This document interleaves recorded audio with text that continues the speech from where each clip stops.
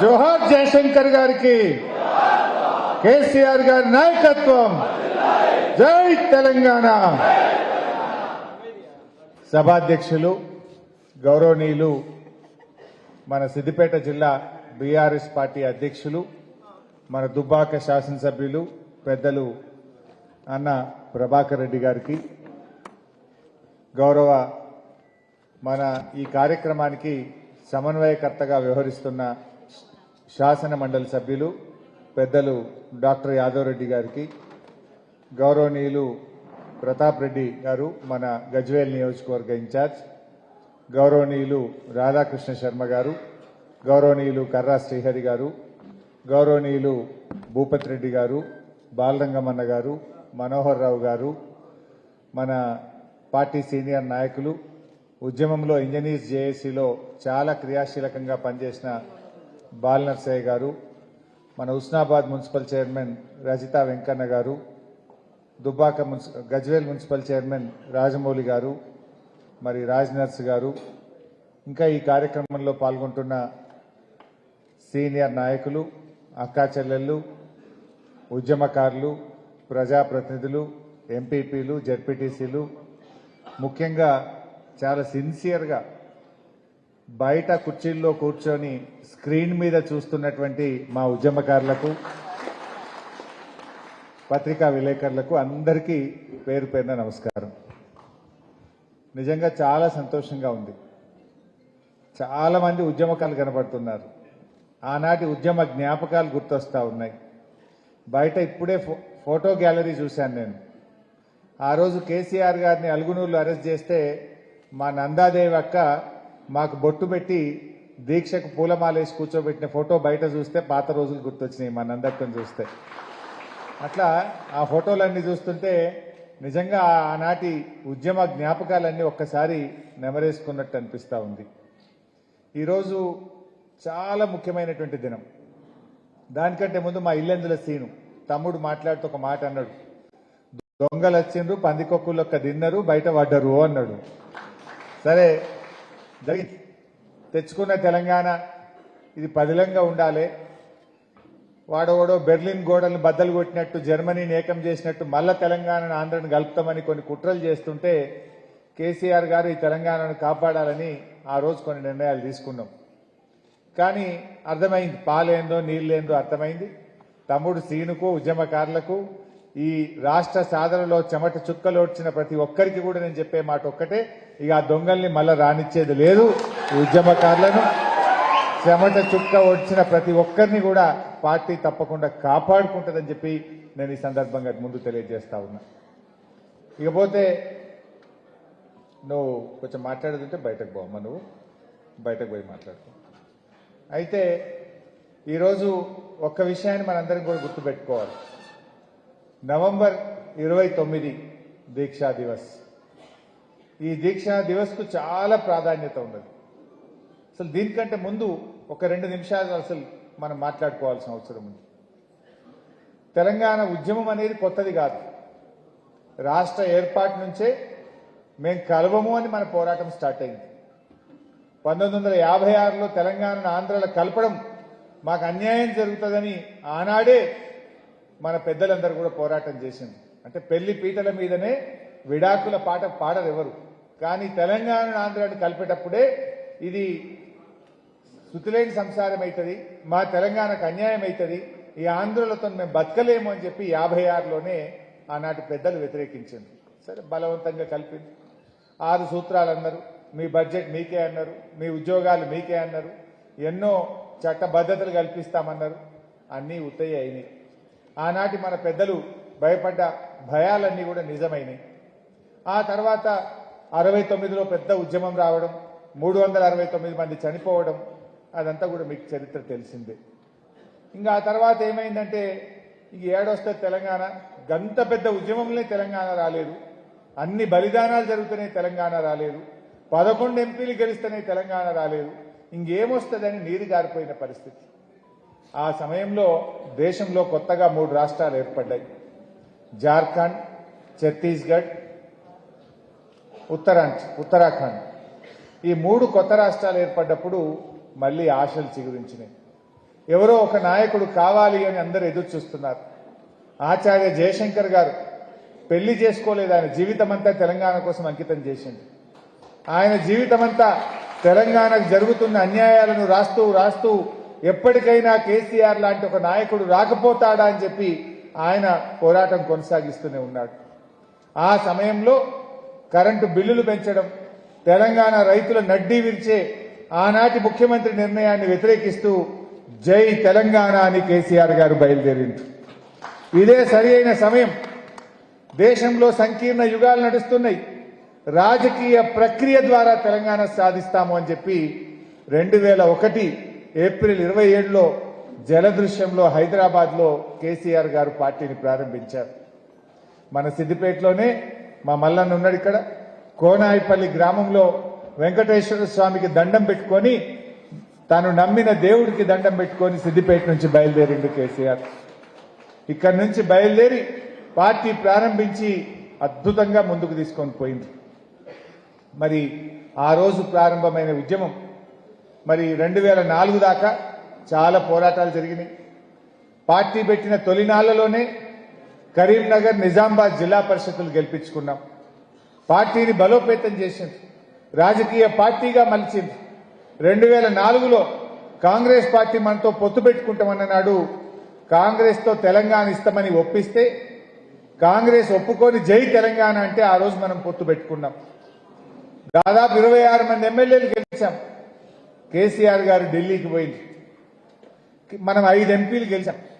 మీరు ఢిల్లీలో కేంద్ర ప్రభుత్వంలో చేరండి అని కేసీఆర్ అడిగితే నేను మంత్రి పదవుల కోసం ఢిల్లీ రాలేదు, నాకు వద్దు మంత్రి పదవి, నాకు తెలంగాణ కావాలి అన్నాడు.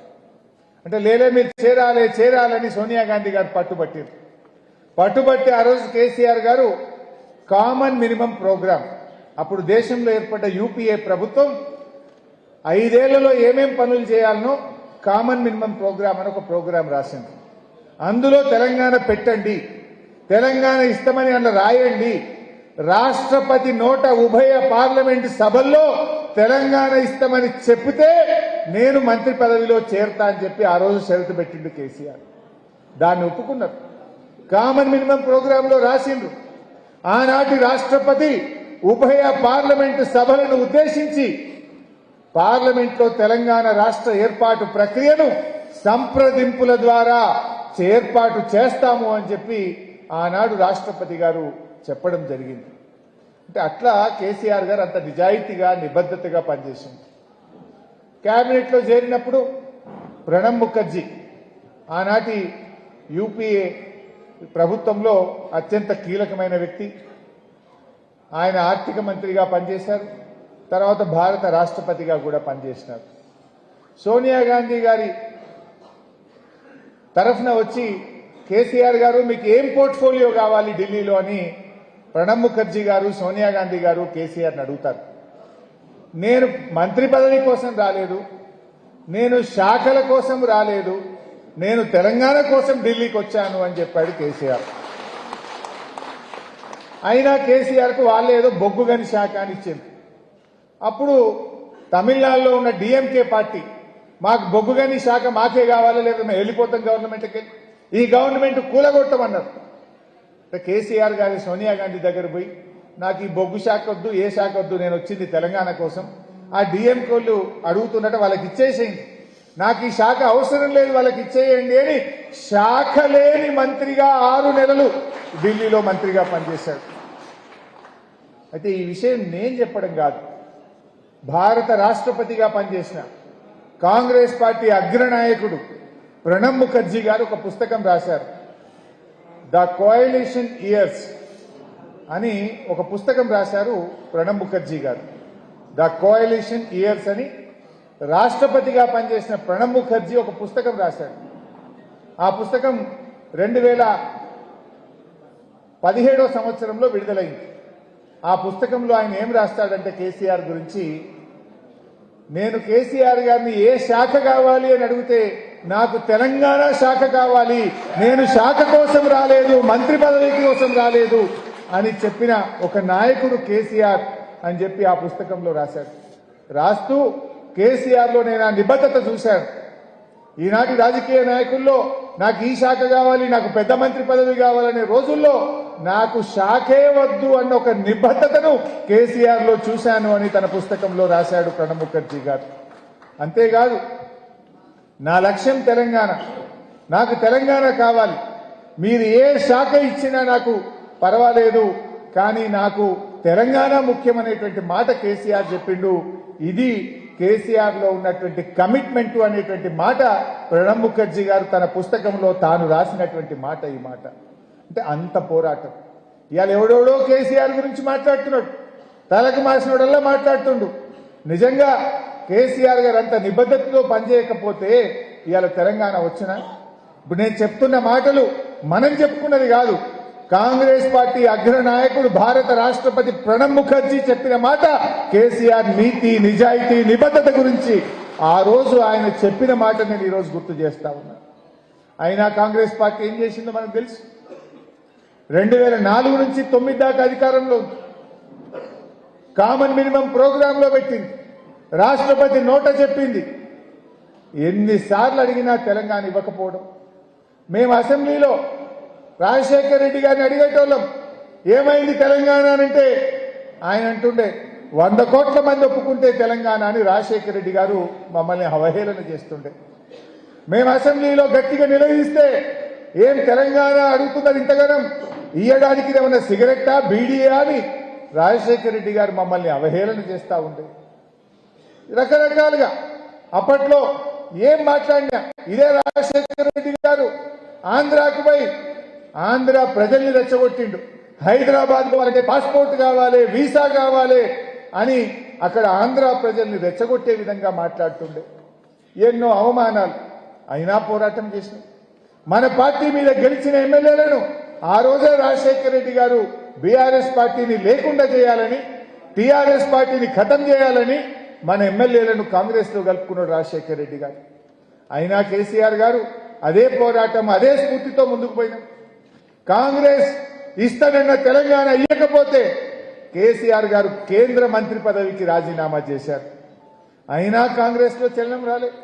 2008లో కాంగ్రెస్ పార్టీకి బుద్ధి రావాలని, సోయి రావాలని ఎంపీ పదవులకు రాజీనామా చేసినాం. రాష్ట్రంలో కేసీఆర్ గారి ఆదేశంతో ఎమ్మెల్యే పదవులకు కూడా రాజీనామా చేసి మళ్లీ ఉద్యమంలోకి పోయినాం. గడ్డి పోచల్లాగా పదవులు త్యాగం చేసిన పార్టీ బీఆర్ఎస్ పార్టీ.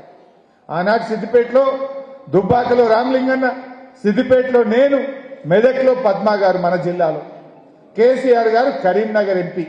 ఇట్లా ఎంతో మంది రాజీనామా చేసి మళ్లీ ఉద్యమాన్ని రగిలించే ప్రయత్నం చేశాం. అన్ని ప్రయత్నాలు చేసినాం. తర్వాత తెలుగుదేశం పార్టీ రాష్ట్రంలో అడ్డంగా ఉండే, జై తెలంగాణ అంటలేదు. అప్పుడున్న రాజకీయ అవసరాల్లో తెలుగుదేశం చేత కూడా జై తెలంగాణ అనిపించింది కేసీఆర్. తెలుగుదేశం కూడా ఆనాడు మనతో పొత్తు పెట్టుకొని మేము తెలంగాణకు అనుకూలమని తీర్మానం చేపించిండు రాజకీయంగా కేసీఆర్. ఎన్నికల్లో టీడీపీతో పొత్తు పెట్టుకున్నాం. మళ్లీ ఎలక్షన్ అయిపోగానే వాళ్ళు కూడా మాట మార్చారు. అంటే ఎట్లయిపోయినాయి అంటే అన్ని పార్టీలు, బీజేపీ వాళ్ళు 1 ఓటు 2 రాష్ట్రాలు అన్నారు. 1 ఓటు 2 రాష్ట్రాలని కాకినాడ తీర్మానం చేసి మోసం చేసింది బీజేపీ. కాంగ్రెస్ పార్టీ టీఆర్ఎస్ తో పొత్తు పెట్టుకొని కామన్ మినిమం ప్రోగ్రామ్ లో పెట్టి రాష్ట్రపతి చేత చెప్పించి తెలంగాణ ఇస్తానని మోసం చేసింది కాంగ్రెస్ పార్టీ. తెలుగుదేశం పొత్తు పెట్టుకున్నప్పుడు ఎన్నికల ముందు జై తెలంగాణ, ఎన్నికలు అయిపోగానే నై తెలంగాణ. ఇట్లా అన్ని రాజకీయ పార్టీలు కూడా తెలంగాణను వాడుకున్నాయి.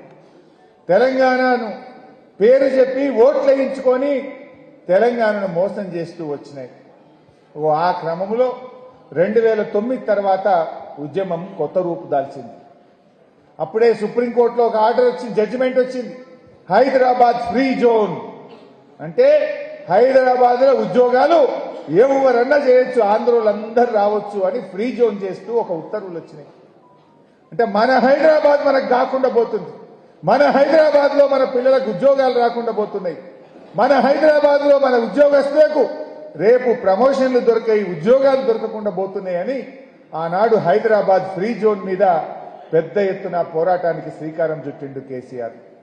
ఆ క్రమంలోనే మనం సిద్దిపేటలో ఉద్యోగ గర్జనకు బీఆర్ఎస్ పార్టీ శ్రీకారం చుట్టింది. ఆ సందర్భంగా కేసీఆర్ గారు మన సిద్దిపేటకు వచ్చారు. అంబేద్కర్ భవన్, మనం కట్టుకున్న అంబేద్కర్ భవన్ మండల ఆఫీస్కి ఎదురుగా అంబేద్కర్ భవన్ ఉంటుంది. అందులో మీటింగ్ అయింది. అది అక్టోబర్ 12, 2009. అక్టోబర్ 12, 2009 అంబేద్కర్ భవన్లో కేసీఆర్ గారు ఉద్యోగ గర్జన సన్నాహక సమావేశం జరుగుతూ ఉంటే దాంట్లో మాట్లాడుతూ ఒక మాట అన్నాడు. హైదరాబాద్ ఫ్రీ జోన్ కాదు, ప్రాణాలకు తెగించైనా సరే మన హైదరాబాద్ను మనం కాపాడుకుందామని చెప్పుకుంటూ ఒక మాట అన్నాడు. ఆ నినాదమే ఇవాళ మొత్తం ఉద్యమం యొక్క రూపు మార్చింది. ఏంటిది? అవసరమైతే తెలంగాణ కోసం నేను ఆమరణ నిరాహార దీక్ష చేస్తాను అని ఎక్కడ చెప్పిండు? అది సిద్దిపేటలోని అంబేద్కర్ భవన్లో చెప్పిండు. అక్టోబర్ 12, 2009 నాడు చెప్పిండు. చెప్పుకుంటూ కేసీఆర్ చచ్చుడో తెలంగాణ వచ్చుడో అని నినాదం ఇచ్చింది. నేను ఆమరణ నిరాహార దీక్ష కూర్చోబోతున్నా, అయితే తెలంగాణ జైత్ర యాత్ర లేదంటే నా శవయాత్ర అని చెప్పి ఒక నినాదం ఇచ్చి కేసీఆర్ బయలుదేరి. సో అక్టోబర్ 12 నాడు ఒక నిర్ణయం తీసుకున్నాం. సిద్దిపేటలో హైదరాబాద్ను మా హైదరాబాద్ మాకు దక్కాలి, హైదరాబాద్ ఫ్రీ జోన్ కాదు, హైదరాబాద్ 6వ జోన్లో అంతర్భాగమని అక్టోబర్ 21వ తేదీన సిద్దిపేటలో పెద్ద ఎత్తున ఉద్యోగ గర్జన చెయ్యాలని చెప్పి నిర్ణయించాం. ఆనాటి స్వామి గౌడ్ గారు టీఎన్జీఓ అధ్యక్షుడిగా ఉండే, దేవి ప్రసాద్ గారు మన సిద్దిపేట జిల్లా ముద్దుబిడ్డ, ఆయన టీఎన్జీఓ రాష్ట్ర ప్రధాన కార్యదర్శిగా ఉండేవాడు. అద్భుతంగా ఆ ఉద్యోగ గర్జన అంచనాలకు మించి లక్షలాది మంది సిద్దిపేటకు వస్తే ఆ ఉద్యమం పెద్ద ఎత్తున లేచింది. హైదరాబాద్ ఫ్రీ జోన్ కాదు, ఇది తెలంగాణ ప్రజలది, ఇది మాది అని చెప్పి ఆ అక్టోబర్ 21న అద్భుతమైన ఉద్యోగ గర్జన సిద్దిపేటలో జరిగింది. దాని అనంతరమే కేసీఆర్ గారు ఆమరణ నిరాహార దీక్షకు డేట్ ప్రకటించింది. నవంబర్ 29వ తేదీ సిద్దిపేట కేంద్రంగా నేను ఆమరణ నిరాహార దీక్ష కూర్చుంటానని చెప్పి కేసీఆర్ గారు అనౌన్స్ చేసినారు.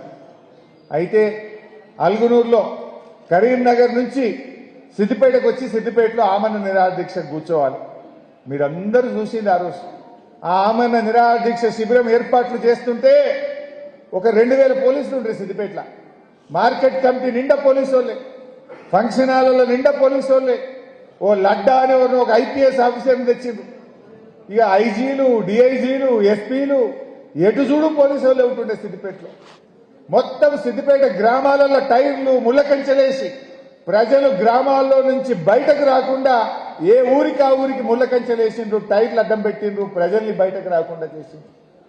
రామలింగన్ ఉండేప్పుడు అసలు ఎముకలు కొరికే చలి, ఆ చలిలో కూడా కొన్ని వేల మంది ఆ దీక్షా శిబిరాన్ని కంటికి రెప్పలాగా కాపాడుకున్నాం.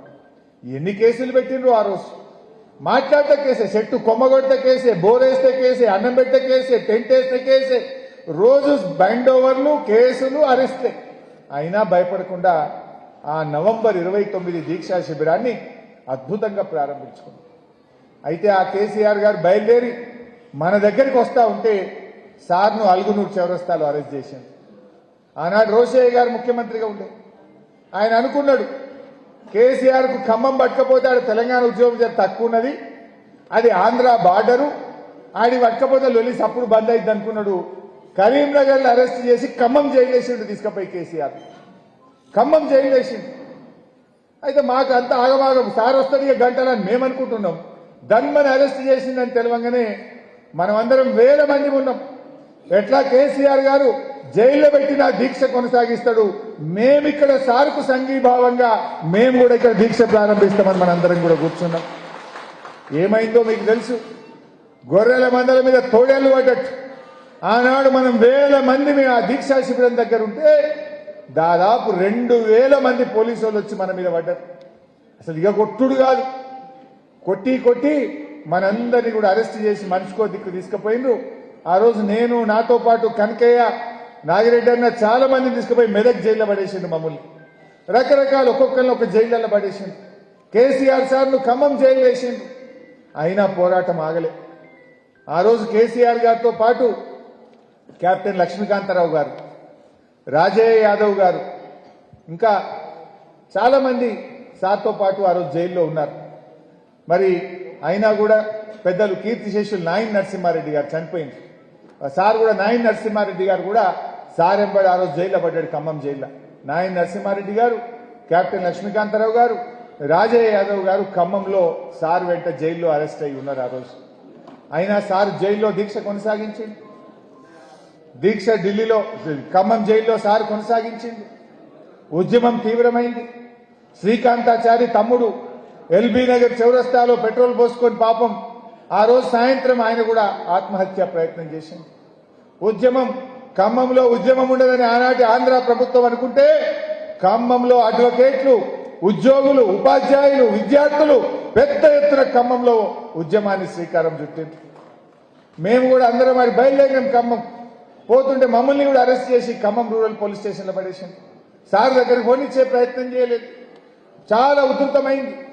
తర్వాత డిసెంబర్ 3వ తారీఖు నాడు కేసీఆర్ గారి ఆరోగ్యం క్షీణిస్తుంది, ఏమన్నా జరిగితే బదనామైతాం అనుకున్నారో ఏమనుకున్నారో ఖమ్మం నుంచి నిమ్స్ ఆసుపత్రికి డిసెంబర్ 3వ తారీఖు నాడు కేసీఆర్ గారిని తెచ్చింది. అంటే ఇది ఎందుకు జరిగింది అంటే కేసీఆర్ గారు రాజకీయ ప్రక్రియను ప్రయత్నం చేసింది.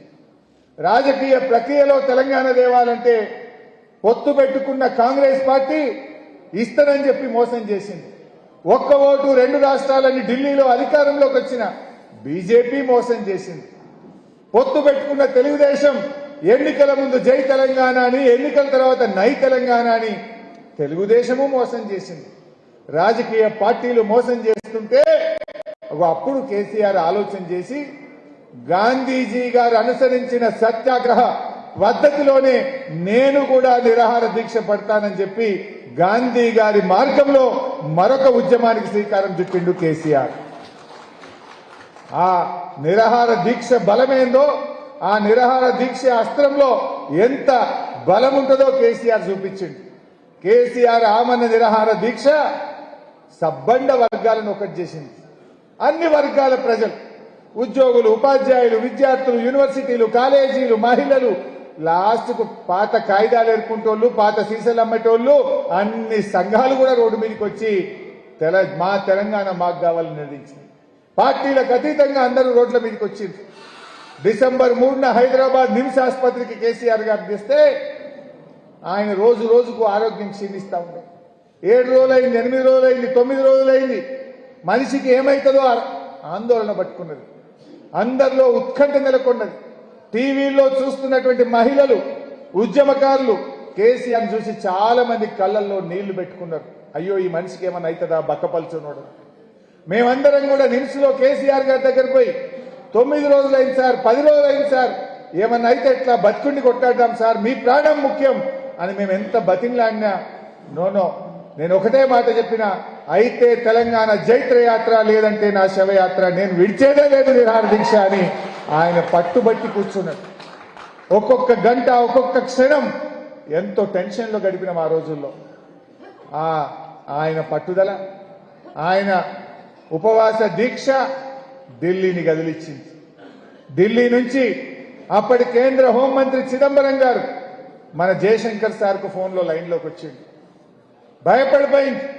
కేసీఆర్కి ఏమన్నా అయితే అసలు హైదరాబాద్ మొత్తం ఆగమైపోతుంది అనేటువంటి భయం పట్టుకున్నది. ఢిల్లీకి ఇంటెలిజెన్స్ రిపోర్ట్లు పోయినాయి.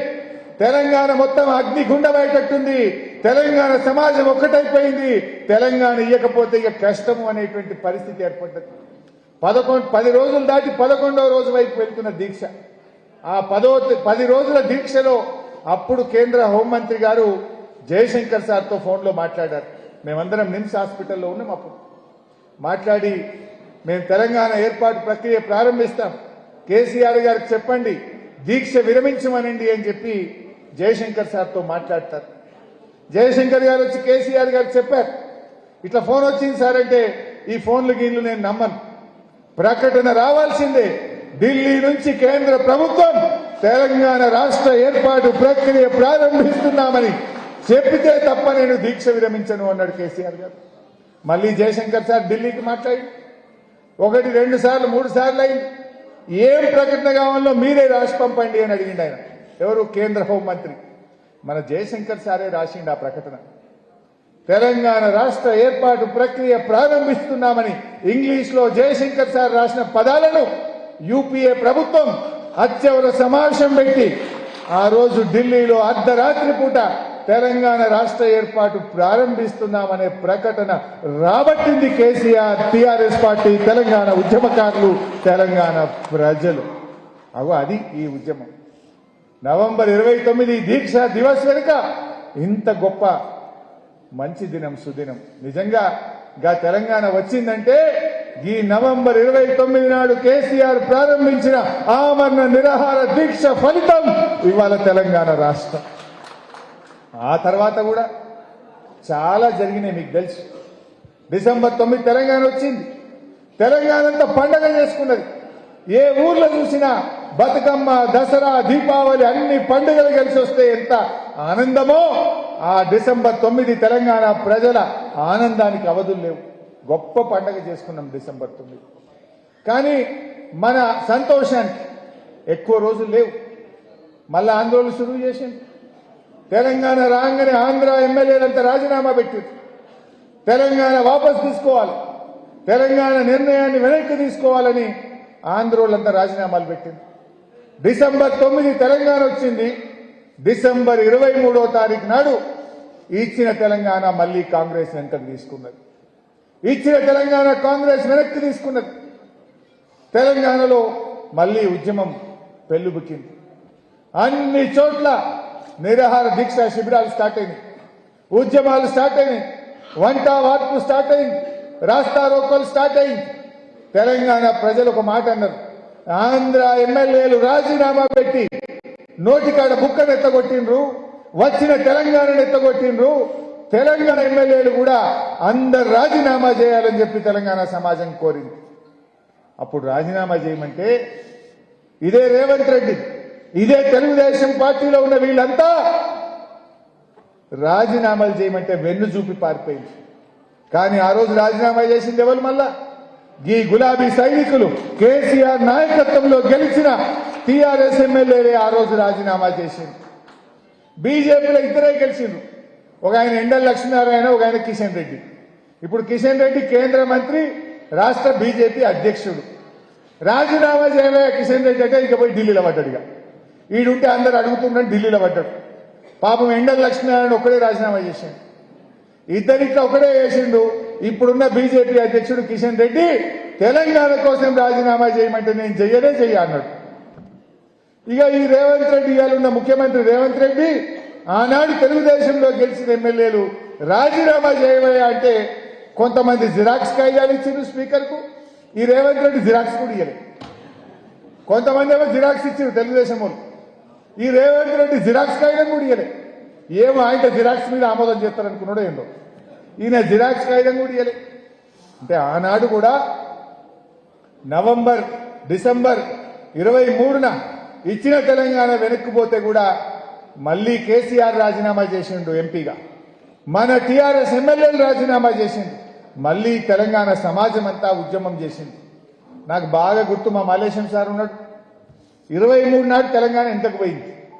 డిసెంబర్ 23 నాడు మన సిద్దిపేట పాత బస్టాండ్ కాడ డిసెంబర్ 24 నాడు దీక్షా శిబిరం స్టార్ట్ చేసినాం. 23 వాపసు పోగానే 24 తారీఖు నాడు దీక్షా శిబిరం తెల్లారే స్టార్ట్ చేసినాం. ఎన్ని రోజులు నడిపినాం? 1531 రోజులు నడిపినాం ఆ దీక్షా శిబిరాన్ని. డిసెంబర్ 23 వచ్చిన తెలంగాణ వెనకపోతే డిసెంబర్ 24 నాడు పాత బస్టాండ్ కాడ దీక్షా శిబిరం ప్రారంభిస్తే 1531 రోజులు జూన్ 2, 2014 నాడు గెజిట్ నోటిఫికేషన్ వచ్చి తెలంగాణ ప్రభుత్వం కొలువు తీరేదాకా దీక్షా శిబిరం నడిపినటువంటి గొప్పతనం. ఒక్కరోజు నిరాహార దీక్ష, 2 రోజులు, 3 రోజులు, 15 రోజులు, నెల రోజులు, 2 నెలలు, 3 నెలలు, ఏడాది చేస్తే దమ్ముకొత్తాం. ఏడాది కాదు, 2 ఏళ్ళు కాదు, 3 ఏళ్ళు కాదు, 4 ఏళ్ల దాకా చేసినాం దాదాపు. అంటే ఎంత గొప్ప ఉద్యమం. నాకు గుర్తులేవు కానీ పేర్లు. వంగ గాలిరెడ్డి సార్ ఉంటుండే, స్వాతంత్ర సమరయోధుడు. పాపం ముసలాయన ఇంకా ఉన్నాడు, పెద్ద మనిషి, రంగదాంపల్లి. కుంటుకుంటా వస్తుండే పొద్దుగాలు డ్యూటీ లెక్కనే. వంగ గాలిరెడ్డి సార్ అంటే పాపం కీర్తిశేషులు రిటైర్డ్ టీచర్ ఉండే మారెడ్డి హనుమంత్ రెడ్డి సార్, మా బూర మల్లేశ్వరి సార్, మా కమలాకర్ రావు గారు అయితే స్పీచ్ కొట్టి కొట్టి మైకే అడిగిపోయింది.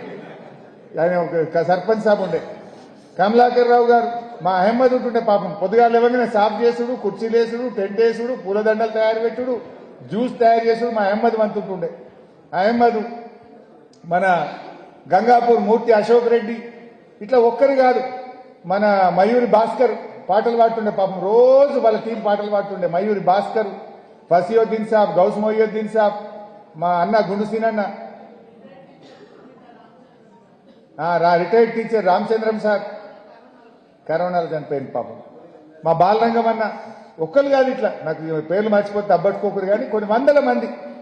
అసలు మహిళలు కూడా రోజు వచ్చి కూర్చుంటారు, రోజొక్క బ్యాచ్. అసలు సిద్దిపేటలో దీక్ష చెయ్యని మనిషే లేడుగా నాకు తెలుసు. పాలమాకలో శిబిరం, సిద్దిపేటలో శిబిరం, గజ్వేల్ మా ప్రతాపన్న కూడా చేసిండు దీక్ష. గజ్వేల్ తెలుగుదేశంలోనే కానీ చేసిండు, నిరాదీక్ష చేసిండు. అట్లా గజ్వేల్లో కూడా ఒక దీక్షా శిబిరం నడిచింది, చాలా చోట్ల నడిచినాయి. దుబ్బాక అయితే అసలు ఉద్యమాలకు పెట్టింది పేరు ఉద్యమాల కోట మా దుబ్బాక. మా కొత్త ప్రభాకర్ అన్న నాయకత్వంలో, రామలింగన్న నాయకత్వంలో ఎన్నో ఉద్యమాలు దుబ్బాకలో కూడా దీక్షా శిబిరాలు నడుస్తుండే. అట్లా 1531 రోజులు దీక్షా శిబిరం నడుపుకుంటే పిల్లల మాట నాది. ఎంత గొప్ప ఉద్యమం అసలు తెలంగాణ ఉద్యమం. రాస్తే రామాయణం అంతా అంటారు చూడు, అట్లా అంత గొప్ప చరిత్ర ఈ తెలంగాణ ఉద్యమాన్ని. ఇంత గొప్ప ఉద్యమం జరిగి ఇన్ని పోరాటాలు, ఇంతమంది విద్యార్థుల త్యాగాలతోని మళ్ళీ ఆ యూపీఏ ప్రభుత్వం దిగొచ్చి పార్లమెంట్లో బిల్లు పెట్టి పాస్ చేసింది. తెలియదు ఆ పెప్పర్ స్ప్రేలు, గిప్పర్ స్ప్రేలు, ఆ లగడపాటి కథలు తక్కువ కొట్లాడుతున్నాం మేము. ఆ ఆర్టీఓ ఆఫీస్లో ఫోటో చూపించిరాడ, ఆర్టీఓ ఆఫీసులో లగడపాటి పోతే నేను ఉరికి నెలకు ఇక కొట్లాడినట్టు నా అంగంత చిరిగిపోయింది. ఆడ ఫోటో చూస్తే మళ్ళీ యాదికి వచ్చింది నాకు ఇవాళ. గంత కొట్లాడినాం ఆ రోజుల్లో. సో ఆ జ్ఞాపకాలు గుర్తొస్తే నిజంగా ఎంతో సంతోషం కలిగి జీవితంలో తెలంగాణ రాష్ట్ర సాధన కంటే, ఆ రాష్ట్ర సాధనలో నేను సైతం ఒక కార్యకర్తను అనే తృప్తి కంటే ఇంత గొప్ప తృప్తి బహుశా ఇంకేముండదు. స్వాతంత్రోద్యమంలో ఆనాడు గాంధీజీ గారి నాయకత్వంలో పనిచేసిన ఆ స్వాతంత్ర పోరాట యోధులది ఎంత గొప్ప అనుభవమో, ఎంత గొప్ప తీపి జ్ఞాపకమో, తెలంగాణ ఉద్యమంలో కేసీఆర్ నాయకత్వంలో పనిచేసిన మనందరిది కూడా అంత గొప్ప అనుభూతి, అంత గొప్ప త్యాగం, అంత గొప్ప కృషి. ఎందుకంటే ఆ రోజు ఏ తెలంగాణ వస్తుందా, ఇంకెక్కడ వస్తుంది, ఇది అయ్యే పని, ఈ బక్కపల్స అందరైతే అవుతుందా, ఏ టీఆర్ఎస్ పార్టీ అమాస పుట్టింది ఏదో పుణ్యానికి పోతుందని ఒకడు, మగల పుట్టింది పబ్బల పోతుందని ఒకడు, ఏకి టీఆర్ఎస్తోనే ఏమవుతుందని ఒకడు. అటువంటి టీఆర్ఎస్ పార్టీ తెలంగాణ సాధించి ఎంత అద్భుతంగా కేసీఆర్ గారు తీర్చిదిద్దారో ఇవాళ మనం గుర్తు చేసుకోవాలి. ఈ రేవంత్ రెడ్డి ఈయనన్నా ఒకనాడు జై తెలంగాణ అన్నాడా, రాజీనామా పెట్టిండా, ఏమైనా ఒక్క కేసు ఉన్నది ఆయన మీద? కేసీఆర్ మీదనో, నా మీదనో, మా ప్రభాకర్ అన్న మీదనో, మా చచ్చిపోయిన లింగన్న మీదనో అసలు ఎన్ని కేసులు? 350 400 పోలీస్ స్టేషన్ల కేసులు ఉంటుండే మా మీద. ఎన్ని రైల్వే కేసు, ఈ కేసు, ఆ కేసు, మీలో కూడా చాలా మంది మీద 10 కేసులు 20 కేసులు అయిన వాళ్ళే మీరందరూ కూడా. ఈడ ఉన్న ప్రతి ఒక్కరి మీద కేసు అయిన వాళ్ళమే. ఈ రేవంత్ రెడ్డి అంటూ ఏమన్నా జై తెలంగాణ అన్నాడా? ఒక్క కేసు అయిందా? ఒకనాడు రాజీనామా పెట్టిండా? ఒక్కనాడు అమరుల దగ్గరికి పోయి 4 పూలు పెట్టి అమరులకు జోహార్ అన్నాడా ఈ మనిషి? ఓ పూలు పెట్టినోడు కాదు, ఓ జై తెలంగాణ అన్నోడు కాదు, ఓ రాజీనామా చేసినోడు కాదు. ఈయన కూడా ఇవాళ పెద్దగా మాటలు మాట్లాడబట్టే కేసు అయింది, ఓటుకునోడు కేసు అయింది, దొంగ కేసు అయింది, తెలంగాణ ఉద్యమ కేసు లేదు. అయితే ఈయన అంటాడు, ఇంకా ఈయన అంటాడు కేసీఆర్ ఆనవాళ్ళు లేకుండా చేస్తారట. ఏం చేస్తావు కేసీఆర్ ఆనవాళ్ళు లేకుండా చేస్తా అంటే? నవంబర్ 29 అలుగునూరు చౌరస్తా కరీంనగర్ లో కేసీఆర్ ను అరెస్ట్ చేసిన ఆనవాళ్లు లేకుండా చేస్తావా? ఖమ్మం జైల్లో కేసీఆర్ ను 3 రోజులు పెట్టిన ఆనవాళ్లు లేకుండా చేస్తావా? డిసెంబర్ 9 నాడు తెలంగాణ రాష్ట్ర ప్రకటన సాధించిన ఆనవాళ్లు లేకుండా చేస్తావా? ఏ ఆనవాళ్లు లేకుండా చేస్తావు? అసలు ఆనవాళ్లు లేకుండా చేస్తా అంటూ జూన్ 2, 2014 నాడు తెలంగాణ రాష్ట్ర ముఖ్యమంత్రిగా తెలంగాణను సాధించి ప్రమాణ స్వీకారం చేసిన ఆనవాళ్లను చరిత్రను మలిపేస్తావా? ఏం మలుపుతావు నువ్వు? కేసీఆర్ లేని తెలంగాణ ఉందా? కేసీఆర్ లేకపోతే నవంబర్ 29 లేదు, కేసీఆర్ లేకపోతే డిసెంబర్ 9 లేదు, కేసీఆర్ లేకపోతే జూన్ 2 లేదు, కేసీఆర్ లేకపోతే తెలంగాణ రాష్ట్రం లేదు. ఇవాళ ఇంత గొప్పగా కేసీఆర్ చేస్తే ఈయన ఆనవాళ్ళు మలుపుతా అంటాడు. అవును, నీ మరక తెలంగాణ ఉద్యమంలో నీ మరకను మలిపేయలేవు రేవంత్ రెడ్డి, గుర్తుపెట్టుకో. జై తెలంగాణ మీద తుపాకీ పట్టుకొని బయలుదేరిన మరక నిన్ను ఎప్పుడూ వెంటాడుతూనే ఉంటది. తెలంగాణ ఉద్యమంలో రాజీనామా చేయకుండా వెన్ను చూపిన మరక నిన్ను వెంటాడుతూనే ఉంటది. ఒక్కనాడు అమరులకు 2 పువ్వులు పెట్టని మరక నిన్నెప్పుడూ వెంటాడుతూనే ఉంటుంది. కానీ ఒక్కటి గుర్తుపెట్టుకో, నీ మాటలు ఎన్ని మాట్లాడినా కేసీఆర్ కీర్తిని నువ్వు తుడిసేయలేవు. ఈ తెలంగాణ రాష్ట్రం ఉన్నంత కాలం కేసీఆర్ పేరు చరిత్రలో ఎప్పుడూ నిలిచే ఉంటుందని చెప్పి కూడా నేను ఈ సందర్భంగా తెలియజేస్తా ఉన్నా. ఇకపోతే మనం ఎన్నో గొప్ప కార్యక్రమాలు జరిగాయి. తెలంగాణ రాష్ట్రం సాధించినాక ఈ రాష్ట్రం దేశంలో అభివృద్ధిలో అగ్రగామిగా నిలిపిండు కేసీఆర్. పర్ క్యాపిటల్ ఇన్కంలో, జీఎస్డీపీలో, త్రాగునీటి సమస్య పరిష్కారం చేయడంలో, 1,31,00,000 మెట్రిక్ టన్నుల వడ్లు ఒక్కొక్క కాలానికి పంట పండించడంలో, నిరంతరాయ విద్యుత్ సరఫరాలో దేశానికి దిక్సూచిగా కేసీఆర్ నిలిపింది. మరి సరే, దురదృష్టం కాంగ్రెస్ పార్టీ అధికారంలోకి వచ్చింది. ఏం జరుగుతుందో మనం చూస్తున్నాం. ఏమున్నది, ప్రజలకు ఎన్నో మాటలు చెప్పింది. 6 గ్యారంటీలు అన్నారు, 100 రోజుల్లో ఇస్తామన్నారు. ఆ రోజు మనం ఎల్ఆర్ఎస్ తెస్తే ఎల్ఆర్ఎస్ పథకాన్ని ఆ రోజు ఎల్ఆర్ఎస్ పథకం తెస్తే లేలే ఎల్ఆర్ఎస్కి పైసలు తీసుకుంటారంటే మేము వస్తే ఫ్రీగా చేస్తామన్నారు. ఇప్పుడు చేసిండ్రా? ముక్కు పిండి ఎల్ఆర్ఎస్కి ఇలా డబ్బులు వసూలు చేస్తున్నారు. అన్ని డబుల్ గేమ్, అన్ని అబద్దాల మాటలు మాట్లాడుతూ ఇవాళ చేస్తా ఉన్నారు. ఏ నిర్ణయం కూడా ఒకటి లేదు. ఫార్మాసిటీ రద్దు అన్నాడు, ఇప్పుడేమో ఫార్మాసిటీ ఉంటది అంటాడు. హైదరాబాద్ లో 10 గంటలకే దుకాణాలు బంద్ అన్నాడు, లేలే 1 గంట దాకా ఉంటది అన్నాడు. మొన్న గిరిజనులు కొట్టిన దెబ్బకు లగచర్లలో ఇవాళ వెనక్కు తగ్గిండు. మొన్నటిదాకా ఏమన్నాడు, లగచర్లలో ఫార్మాసిటీ కాదు ఇండస్ట్రీ కడతా అన్నాడు. ఇప్పుడు గిరిజనులు తిరగబడితే ఇవాళ లగచర్ల భూసేకరణ నోటిఫికేషన్ ను రద్దు చేసుకున్నాడు ఇవాళ రేవంత్ రెడ్డి. అట్లా అన్నిట్లలో ఆగమాగమే, ఏ నిర్ణయం కూడా సరిగా లేదు. మెట్రో రైలు రద్దంటాడు, ఫార్మాసిటీ రద్దంటాడు, ఇప్పుడు లగచర్ల కూడా రద్దయింది. హైడ్రా అన్నాడు, పేదల ఇల్లు కూల్చిండు. ప్రజలు తిరగబడితే లేదా ఇక కూలగొట్టం కొత్తవి మాత్రం అర్థం పాతవి కొట్టము అంటాడు. మూసి అన్నాడు, మూసీలో పేదలు తిరగబడితే ఆడ కూడా వెంటకు తగ్గింది. అంటే అన్ని ఆగమాగమే. 100 రోజుల్లో 6 గ్యారెంటీలు అన్నారు, కొత్త ఇచ్చినవి అయితే ఏమీ లేవు. హైదరాబాద్ లో అంటుండు, మన వరంగల్ అన్నాడు, ప్రజలు ఏం కోల్పోయిండు, నేను అన్ని చేసిందట.